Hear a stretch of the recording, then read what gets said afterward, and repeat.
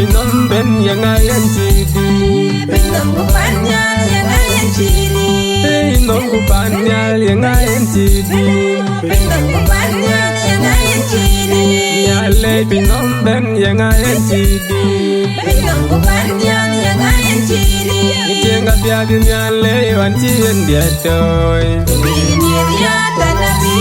ya kubiya pointane Jenga biagi nyale wan chien dia toy Kubiya tanabi ya kubiya pointane Jenga biagi nyale wan konyo ni leja Kubiya nyali dan biyan biyan bija Jenga biagi nyale wan konyo ni leja Kubiya nyali dan biyan biyan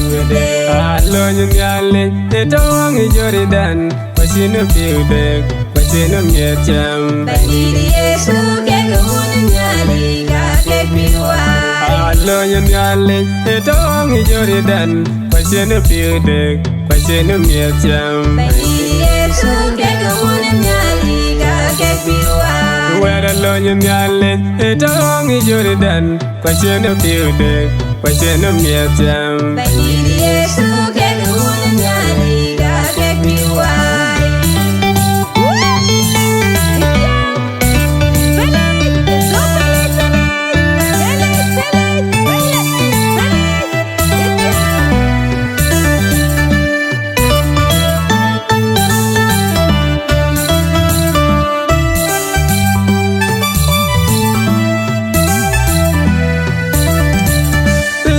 Kupanyal yang ayan chidi Pinom kupanyal yang ayan chidi Nyale pinom ben yang ayan chidi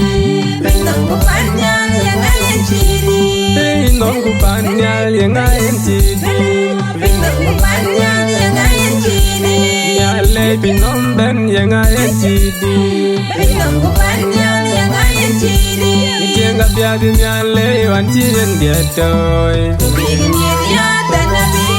ya kubiya pointane Jenga biagi nyale wan chien dia toy Kubiya tanabi ya kubiya pointane Jenga biagi nyale wan konyo ni leja Kubiya nyali dan biyan biyan bija Jenga biagi nyale wan konyo ni leja Kubiya nyali dan biyan biyan Alo nyale etong Jordan pasino biudek pasino miecham Bandiri Yesu kegawun nyali kakek piwa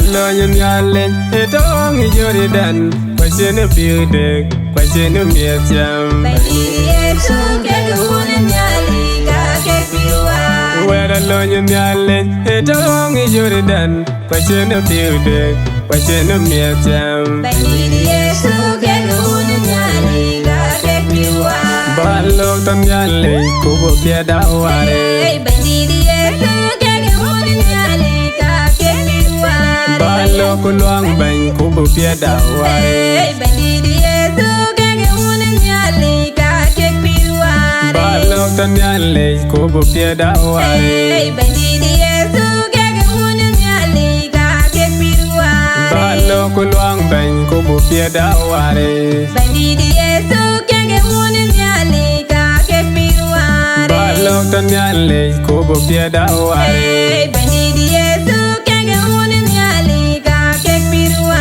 Balok kuluang bang kubo piada ware Bandiri